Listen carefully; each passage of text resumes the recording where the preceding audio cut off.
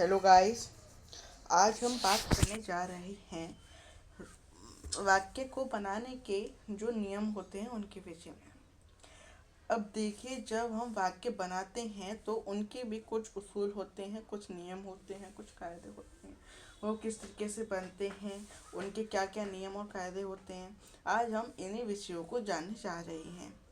इसमें जो है हमारा पहला भी एक वीडियो है जिसका हम आपको डिस्क्रिप्शन में बॉक्स दे देंगे।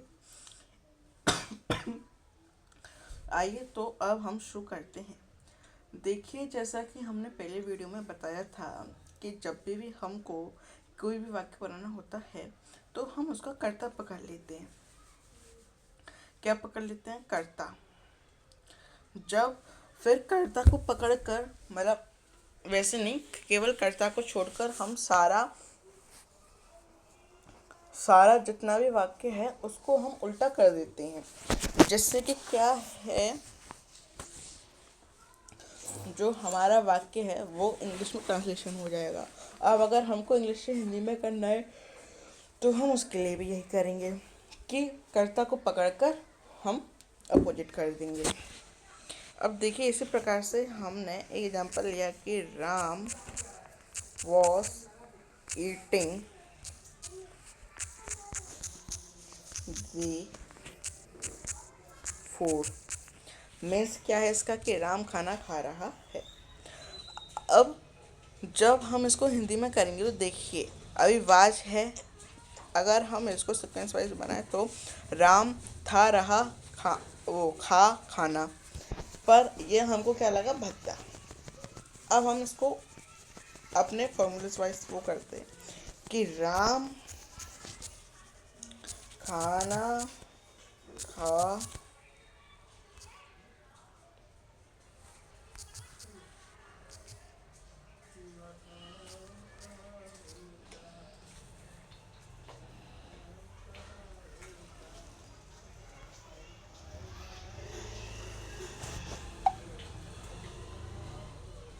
अब हमने इसमें लिया राम खाना खा रहा है। तो अब देखिए इसमें कितना अंतर आ गया, केवल राम को छोड़कर बाकी सब उल्टा हो गया। तो इसको हम बोलते हैं रूल फर्स्ट। में सब्जेक्ट को पकड़कर बाकी सारा उल्टा कर देंगे। अब हम चलते हैं रूल नंबर सेकंड पर, जिसका जो है आप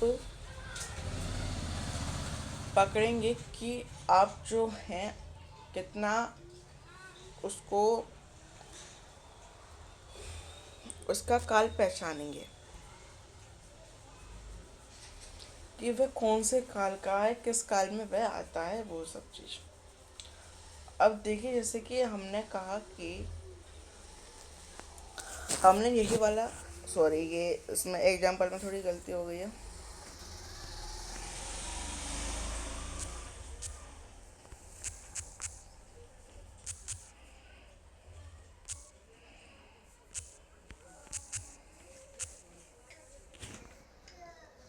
अब इसमें जो वाज है वो क्या है, अब बताएं। जो वाज है वो है, ठीक है। अब इसी प्रकार से जब हमने ये पहचान लिया कि राम खाना खा रहा था, तो अब इसका ये कौन सा काल है, आइए जानते हैं। रहा था मीन्स पास्ट परफेक्ट। अब देखिए, इसके लिए हमको पहले जानने होंगे कि काल कौन कौन से होते हैं। तो वो होते हैं, देखिए, present simple, present perfect, sorry, present continuous, present perfect, present perfect continuous. फिर आता है past, past simple,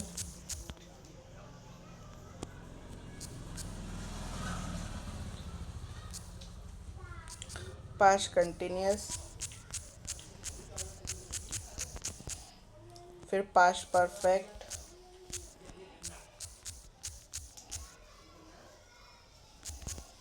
past perfect continuous, then future कब आ जाता है जिसमें हम फ्यूचर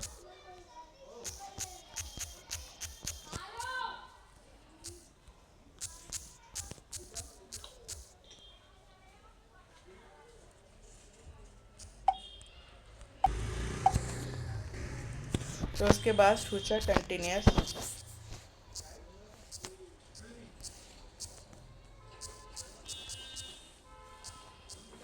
उसके बाद फ्यूचर परफेक्ट,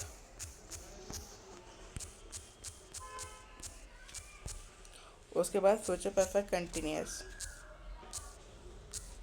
ठीक है, अब ये हैं 12 टेंस, इनके मुताबिक जो है हम वाक्य बनाते हैं। अब देखिए जो ये वाला जो आप टेंस देख रहे हैं ये कौन सा है, तो ये है पास्ट कंटिन्यूअस, जिसकी पहचान क्या है, रहा है, रही है और रहे हैं। ठीक है, इस प्रकार से। अब देखिए पहले हम इनकी जो हैं आपके वो डाल लेते हैं पहचान, जैसे कि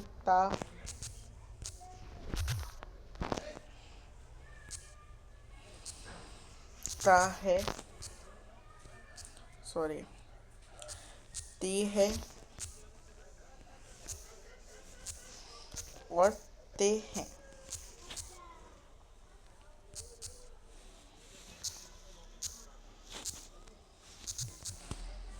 फिर उसके बाद प्रेजेंट कंटिन्यूअस, तो इसकी है रहा है, रही है और रहे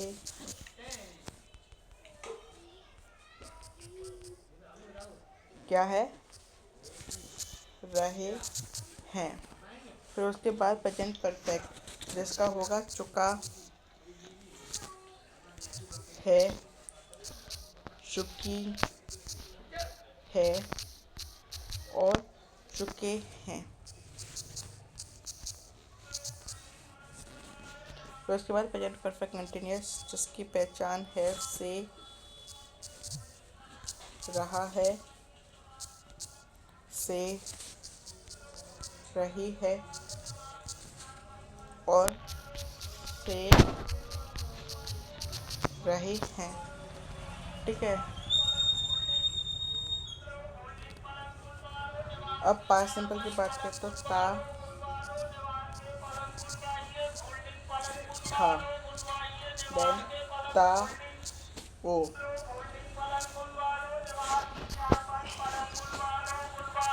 ते थे,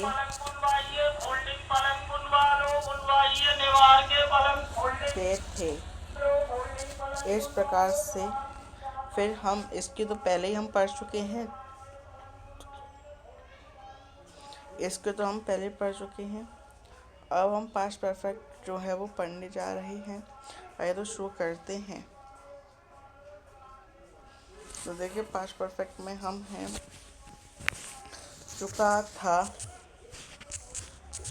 देखिए जो हमने आपके पास्ट प्रेजेंट में जितनी भी चारों की हमने पढ़ी सब सेम है, हम वो एक कॉपी करके यहाँ पे लिख सकते हैं। बस जो पास्ट और फ्यूचर और प्रेजेंट है इनके शब्द बदलेंगे। Simple continuous perfect perfect continuous ये तो बिल्कुल आपके सेम रहेंगे, इनमें कोई डिफरेंस वाली बात नहीं है, ये वही है।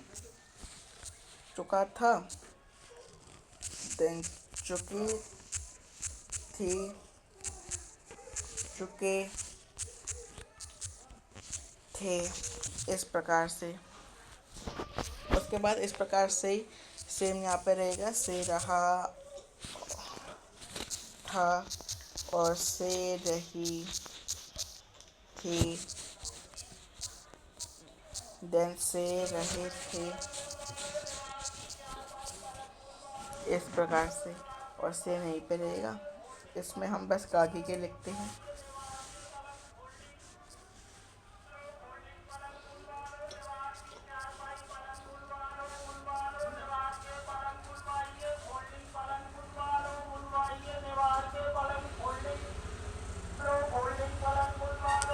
आगी और गे।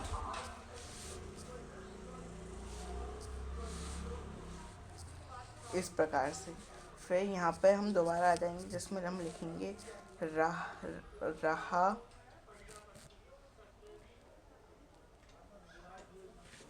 होगा, रही होगी और रहे होगे। उसके बाद चुका होगा, चुकी होगी, देन चुके होंगे। इस प्रकार से जो है हम ये करते हैं।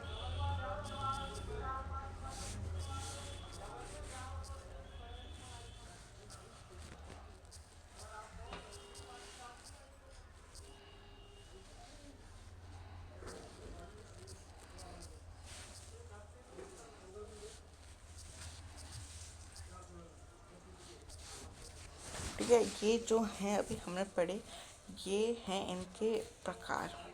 अब हम पढ़ते हैं प्रेजेंट टेंस, वो स्टेप थर्ड। अब जब हमने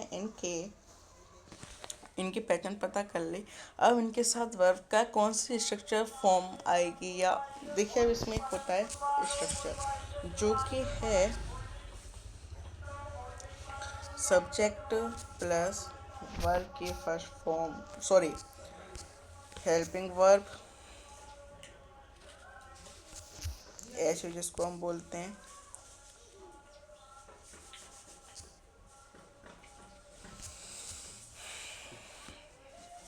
देन हम बात करें तो फिर आ जाएगी आपके वर्ब की फॉर्म, जो भी आएगी वर्ब की फॉर्म।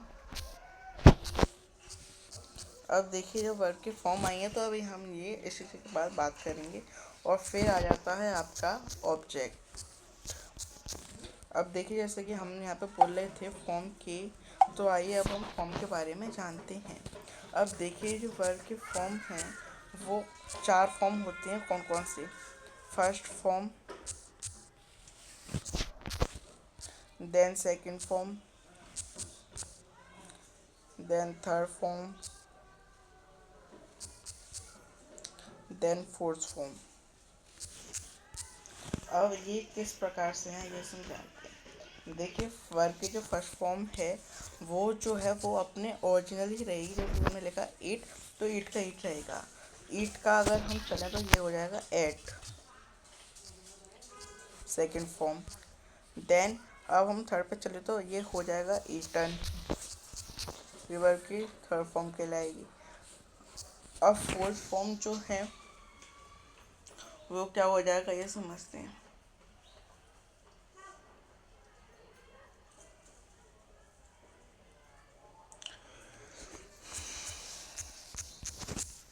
जरा ईटिंग, क्योंकि वो वर्ब के फोर्थ फॉर्म में देखिए ज़्यादातर आईएनजी लग जाती है।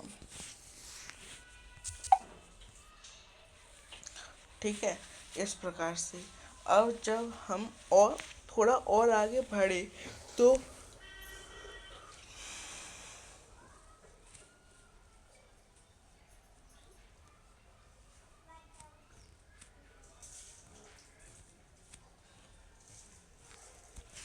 और देखिए जैसे कि हमने स्ट्रक्चर की बात की, अगर हमने लिया राम, हम ऊपर वाले सब्जेक्ट वो ले लेते हैं तो Ram was eating the food. ठीक है, और जब हमने ये कर लिया तो हमारे पास क्या हो गया, Ram was eating the food, इस प्रकार से। ठीक है, तो ये जो है आपका वो कहलाएगा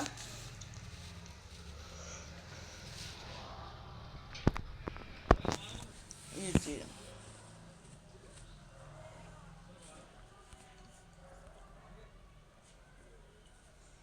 अब देखिए इसके हमने जाना कि subject verb helping verb sorry फिर वर्ब फिर ऑब्जेक्ट, तो इसमें सेम वही स्ट्रक्चर वाइज है, लेकिन तो आप ऊपर वाले से बना लीजिए। देखिए कैसे, देखिए सब्जेक्ट हो गया राम, हेल्पिंग हो गई वाज, फॉर्म वर्ब के फॉर्म आ गए, फोर्स फॉर्म ईटिंग, और फिर ऑब्जेक्ट आ गया थी फूड। इस प्रकार से जो है हम वाक्य बनाते हैं।